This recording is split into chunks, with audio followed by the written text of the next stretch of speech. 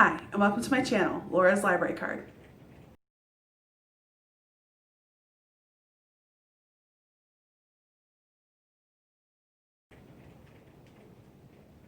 So I'm doing 2 readathons in August, and this video is discussing what I have finished for those readathons in the 3rd week of August.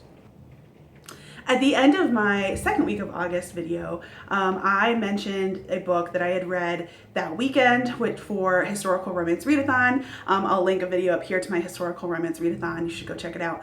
But I technically read Beast of Beswick on Sunday, which is the start of the 3rd week. So I kind of lumped it in and talked about it that video because I was recording it on Monday, but it was technically part of the 3rd week of August. So I read Beast of Beswick by Amalie Howard as part of my 3rd week in August. I enjoyed the book. It is a retelling of Beauty and the Beast and the Taming of the Shrew. It is a historical romance and it was really cute. It was very fast paced. I got through the whole thing in barely over 24 hours. And it was pretty steamy, which I had sort of expected, but not, but I was pleasantly pleased with the steaminess levels. I did a live show with a bunch of other people for the Beast of Beswick, and it was a book discussion. It was a really cool discussion. There was multiple of us. I'll go ahead and link that up here in the cards and down in the description. That was on Jen from the Book Refuge's channel, and it was a really good live show with good discussion back and forth on the Beast of Beswick. So I rate the Beast of Beswick 3.5 stars. I feel like it was sort of between 3.5 and 4, but I'm landing on 3.5. And it fulfills the retelling prompt for Tropical Readathon and the old school historical for Summer Fling. I mean, I already have an old school historical, but I like historical romances.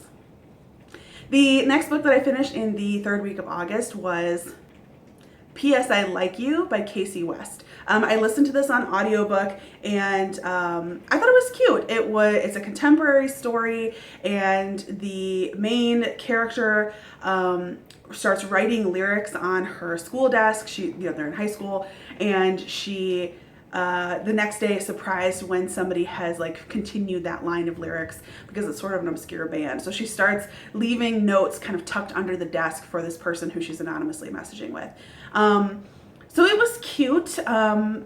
I felt like it was super predictable. If you look at it purely in terms of the like work, it was very structurally like perfect, like everything wrapped up, but not too quickly and not too neatly. And I was not surprised at any point, but like every character who's introduced has like a role to play. The main character like undergoes some growth. That being said, I was kind of bored. I just felt like it was really predictable. So, yes, was it really like well written and constructed as a story, and it followed all those like, plot lines to like that you learned in school? Yes, but at the same time, I was kind of bored listening to it. I felt like it was super predictable. Like literally the first time the person's name comes up in the book, who it turns out she was, anonymously messaging with, I was like, oh, that's gonna be our guy. I felt like that could have been like buried a little bit more and taken a little more suspense and attention to like of wondering who it could be, or like at least have had more options. I never felt like that was like a concern.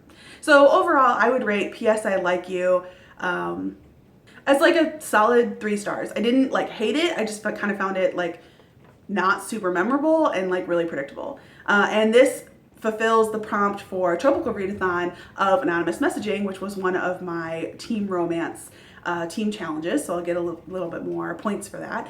And for the Summer Fling, I'm going to be counting P.S. I Like You under the sweet and clean, because there was just like one kiss and they're in high school, so it was very clean and sweet. The next book that I finished in the 3rd week of August was Hairpin Curves by Elia Winters. This was a change from my declared TBR list, but I enjoyed it. I had seen that the Discord server that I belong to was going to be discussing this book, so I checked it out. So this is a road trip romance where the main 2 characters are 2 young, I guess they're right out of college, so they're like mid-20s, young women who used to be friends like throughout middle school and high school, and then kind of had a falling out. And so this story is a road trip where they are both going to go to a wedding, and they decide to carpool together and travel from like all the way up the coast. So I really like this story. It was very like low conflict, and like a very kind of steady, very low but steadily increasing like level of tension. It was steamy, and it was a, you know, a sapphic romance. So I enjoyed this story, and I think I want to check out more from Elia Winters. That author actually was a guest on that Discord server over the weekend, and we had a like live chat with her. And it was really cool. It was a good opportunity to like ask questions and connect with her, and it was really fun to see what kind of questions people were coming up with. So I definitely want to check out more by this author. I am used to a little bit more conflict in my romances, but I did enjoy this story. So I'm going to go ahead and rate this 4 stars. And this ultimately fulfills the prompt on Tropical Readathon of enemies to lovers. It's really more like friends to enemies to friends to lovers, but whatever. It's still got there, enemies to lovers. And I am using this book to fulfill the prompt of road trip romance for the Summer Fling Readathon. The last book that I finished in the 3rd week of August was Addicted to You by Krista and Becca Ritchie, which are an author duo. I think they might be sisters, but I'm not 100% sure about that. This book I started a couple months ago on ebook, and then I never finished. And so it, like, the loan disappeared. And so then when it showed up again as available, I said, yes, I want to check it out. So I read about 60% of it. So I'm counting it for these readathons. It is sort of a dark romance, and it's the first book in a series, which I had not realized, I guessed, or remembered, and where I think it's going to be following the main couple. So in this book, the main female character, they're both in college, so it's like a new adult book. The main female character is addicted to sex, and the male love interest is an alcoholic. So there's lots of triggers. They both have like family issues, like hidden secrets. They use each other as like coping mechanisms, which is like not really that healthy. So there's a lot going on in this book that could be really triggering to people if you have experienced addictions, and it's not really that a big surprise because the book's called Addicted to You, but I just wanted everybody to be aware that there are content warnings. That being said, I didn't super love this book. I felt like the main like female characters, like her reasonings behind like how she was willing, like what she was willing to do for the guy to like help him cope, and how she used him to help her cope. It just like felt dragged out way too long. Like I didn't understand why either of them like ever asked anybody for help or ever decided to go to like rehab or anything. So I felt like I was constantly, I mean, I personally like just kind of struggle to understand addiction to begin with, because like I understand that there are addictive substances or addictive behaviors, and like I understand how that works like neurochemistry wise, but I always feel like there's some point in the journey from not to fully that like where like a switch is flipped, and I can't quite like get my head around that. So I don't know, this book was good, but also it was dark, and I just don't know that it was really for me.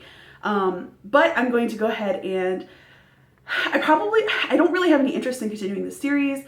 I think it was fine. The writing was a little obnoxious to me.